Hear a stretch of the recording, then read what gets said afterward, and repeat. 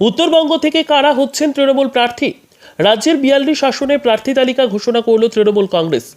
লোকসভা ভোটের প্রস্তুতি চলছে ডান বাম সব দলেই। গেরুয়া শিবিরের প্রার্থী তালিকা আগেই ঘোষিত হয়েছে। রাজ্যে সে ইতিমধ্যেই সভা করে গিয়েছেন প্রধানমন্ত্রী নরেন্দ্র মোদী। এবার প্রকাশ্যে এলো ঘাসফুল শিবিরের প্রার্থী তালিকা। নজর রাখবো উত্তরবঙ্গের প্রার্থী তালিকার দিকে। কোচবিহার থেকে প্রার্থী করা হয়েছে জগদীশ চন্দ্র বর্মা বসুনিয়াকে। আলিপুরদুয়ারে এবারে তৃণমূল প্রার্থী প্রকাশ টি গড়াইক। গোপালনামা প্রার্থী হয়েছেন দার্জিলিং থেকে। বালুরঘাট থেকে প্রার্থী বিপ্লব মিত্র। নির্মল চন্দ্র রায় প্রার্থী হয়েছেন জলপাইগুড়ি থেকে। রায়গঞ্জ লোকসভা কেন্দ্রে এবারে তৃণমূল কংগ্রেসের প্রার্থী হয়েছেন কৃষ্ণ কল্যাণী। মালদা উত্তর কেন্দ্র থেকে প্রার্থী করা হয়েছে প্রসূন বন্দ্যোপাধ্যায়কে। মালদা দক্ষিণ কেন্দ্র থেকে প্রার্থী শাহনওয়াজ আলী রেহান।